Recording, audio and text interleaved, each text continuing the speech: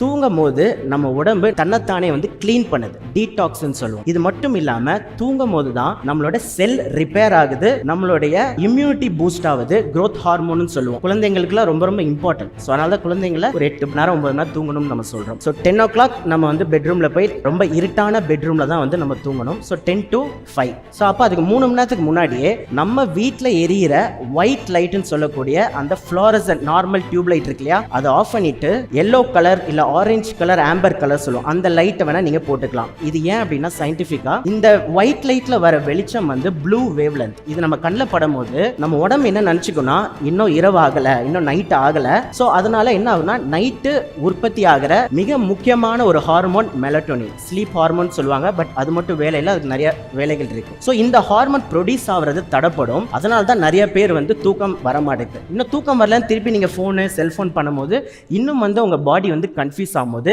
இந்த சிர்காடியம் ரிதமே கொலாப்ஸ் ஆகுது. ஸோ 7 மணிக்கு மேலே முடிஞ்ச அளவுக்கு ஒயிட் லைட்டை கட் பண்ணிட்டு நீங்கள் அதுக்கு பதிலாக இந்த மாதிரி ஆரஞ்சு எல்லோ கலர் லைட்டை பயன்படுத்துறது நல்லது. ஸோ அடுத்து 30 minutes எக்ஸ்போஷர். காலையில் எந்திரிச்ச உடனே நீங்கள் பண்ணக்கூடிய மிக முக்கியமான ஒரு வேலை என்னன்னா, ஒரு பால்கனிலையோ மொட்டை மாடியில் போயிட்டு எக்ஸ்போஷர் டு சன்லைட். ஏன் இதுமே என்னன்னா, சன்லைட் அந்த வெளிச்சம் நம்ம உடம்புலையும் நம்ம கண்கள்ல அந்த லைட் படும்போது நம்ம உடம்புக்கு அப்பதான் தெரியும் விடிஞ்சிருக்குன்ட்டு. இல்லைனா திருப்பியும் அந்த காலையில் சுரக்கக்கூடிய ஹார்மோன்களில் இம்பேலன்ஸ் நடக்குது. ஸோ அப்போ கண்டிப்பாக 30 நீங்கள் வாக்கிங் பண்ணலாம், இல்லை நீங்கள் ஒர்க்கே படிக்கிறீங்கன்னா மொட்டை மாடிக்கு போய் படிக்கலாம். ஸோ 30 minutes சன்லைட் இருக்கணும். அடுத்து do not eat first 2 hours. காலை எந்திரிச்ச உடனே ஸ்நாக்கிங் பண்ணுற ஹேபிட் எல்லாருக்குமே இருக்கும். பட் ஒரு 2 மணி நேரம் தண்ணி தவிர வேற எதுவும் குடிக்க வேண்டாம். பிகாஸ் காலையில் உங்களோட நிறைய ஆக்டிவிட்டிஸ் உடம்புக்குள்ளே நடக்கும், அது டிஸ்டர்ப் ஆகும். ஸோ ஃபர்ஸ்ட் 2 hours எதுவுமே சாப்பிட வேணாம். நெக்ஸ்ட் பார்த்தீங்கன்னா, have a consistent meal time.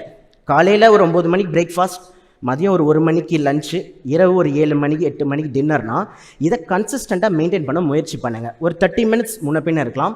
இது ஏன்னா இது ஒரு ரிதமில் ஃபாலோ பண்ணும் போது கரெக்டாக தினமும் ஒரே டைமில் நீங்கள் சாப்பிட பழகினீங்கன்னா அந்த டைமில் உங்களுக்கு டைஜஷனுக்கு உண்டான எல்லா ஹார்மோன்களும் அந்த டைமில் சுரக்க ஆரம்பிக்குது.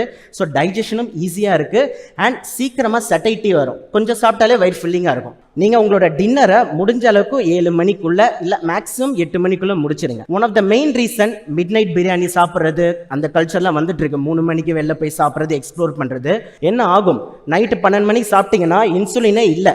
அப்போ அந்த சாப்பாடில் இருக்க சர்க்கரை எங்கே போகும், ரத்தத்திலே சுற்றிட்டு இருக்கும். இதுதான் one of the main cause of prediabetes. So pillar 2 adequate activity. தேவையான அளவுக்கு எக்ஸசைஸ் ஏன் பண்ணணும்? எக்ஸசைஸ் இம்பார்ட்டன்ட், எல்லாருக்குமே தெரிஞ்ச விஷயம். ஆனால் இதுக்கு பின்னாடி இருக்க ரீசன் என்ன, 3 காரணத்துக்காக நம்மளுக்கு பிடிக்குதோ இல்லையோ பேசிக் ஃபார்ம் ஆஃப் எக்ஸசைஸ் பண்ணணும்.